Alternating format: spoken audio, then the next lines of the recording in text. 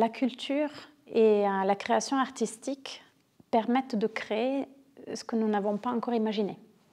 Et aujourd'hui, en fait, nous avons besoin d'imaginer une utopie réaliste, quelque chose en fait qui nous provoque un tel désir, donc qu'on mettra tout en œuvre pour y aller. Qu'est-ce que c'est le patrimoine? Ce n'est pas que des pierres. Une pierre n'est pas là, arrivée là toute seule. Quelqu'un l'a choisie, l'a imaginée, l'a décidée, a eu l'ambition de la poser là-bas. Pour une raison. Quelle raison? Donc une pierre peut nous raconter beaucoup de choses. Aussi la résilience d'une époque. Je suis intimement convaincue que nous avons besoin d'opérer une transformation culturelle. Ce n'est pas une transition écologique, c'est une transformation culturelle. L'écologie n'a pas à se transformer. C'est bien nous qui avons besoin de nous transformer. Et donc c'est pour ça que je m'adresse à tous les lieux de culture. Alors le patrimoine, c'est notre histoire. On peut s'apercevoir que les anciens aussi avaient s'adapté à leur environnement climatique ou géographique. Parce que justement, ces bâtiments, c'est à peu près un tiers, en fait, ça représente un tiers du parc français. Et en fait, les bâtiments en France, c'est 44% de l'énergie qu'on consomme.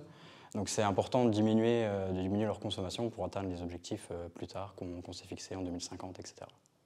Donc à l'AGENA, on est en mesure justement d'apporter toute une série de conseils techniques pour ne pas se tromper. Parce qu'il est très facile de se tromper en utilisant les moyens techniques d'aujourd'hui sur des bâtiments anciens. On a des bâtiments qui, grâce à des aides, forcément des soutiens de l'État ou de la région, des choses comme ça, qui ont réussi à atteindre des performances super intéressantes avec ce qu'on appelle le bâtiment basse consommation, BBC.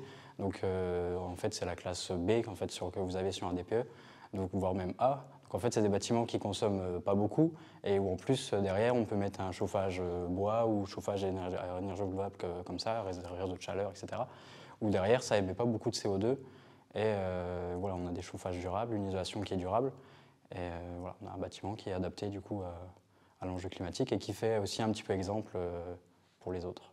Dans mon activité, j'ai eu l'occasion à plusieurs reprises d'être appelé par des centres culturels de rencontres pour faire un projet de modification du jardin, des espaces alentours, lié à une modification de l'accès. Donc il y a quelque chose de mécanique, mais en même temps quelque chose de pédagogique que j'ai proposé sur la possibilité pour les visiteurs de rentrer dans un monde où ils découvrent des plantes qu'ils ne connaissaient pas forcément, avec une explication qui peut être donnée par la personne qui fait visiter ou par un document.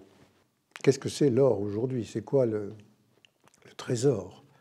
C'est ce qui est le plus vivant, la diversité biologique, parce que nous avons petit à petit pris conscience et réalisé que nous en dépendons, nous, humains. Donc si nous ne la protégeons pas, nous nous condamnons.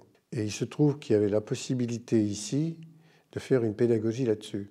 Grâce à ces jardins expérimentaux, en particulier basés sur le changement climatique, mais il peut y avoir plein d'autres exercices sans problème.